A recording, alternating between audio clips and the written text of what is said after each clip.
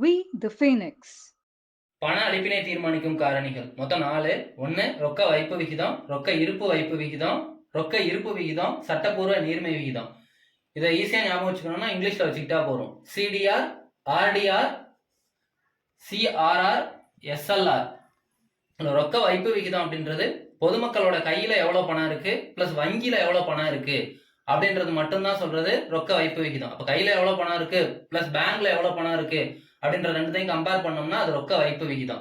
ரொக்க இருப்பு வைப்பு விகிதம் அப்படின்றது வங்கி தன்னுடைய பாதுகாப்பு பெட்டகத்துல வச்சிருக்கக்கூடிய இருப்பையும் அப்புறம் மைய வங்கியில வச்சிருக்கக்கூடிய ரொக்க வைப்பையும் பத்தி சொல்றதுதான் ஆர்டிஆர் அப்படின்றது. அடுத்தது சிஆர்ஆர் அப்படின்றது வங்கி வைப்புகள்ல குறைஞ்சபட்சம் மைய வங்கியில எவ்வளவு வச்சிருக்கணும், அதாவது கரண்ட் இயர்ல நடப்பாண்டுல எவ்வளவு வச்சிருக்கணும் அப்படின்றத சொல்றது பை வங்கிகளில் செலுத்தப்பட்ட மொத்த வைப்புகள்.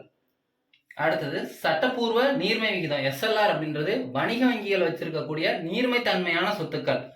அடுத்தது வணிக வங்கியில் இருக்கக்கூடிய மொத்த கேட்பு மற்றும் கால வைப்புகள். இந்த கேட்பு வைப்புகள் அப்படின்றது எதை குறிக்கும் அப்படின்னா கரண்ட் அக்கௌண்ட் சேவிங்ஸ் அக்கௌண்டையும் நம்ம கேட்பு வைப்புகள் அப்படின்னு சொல்லுவோம். Thank you for watching.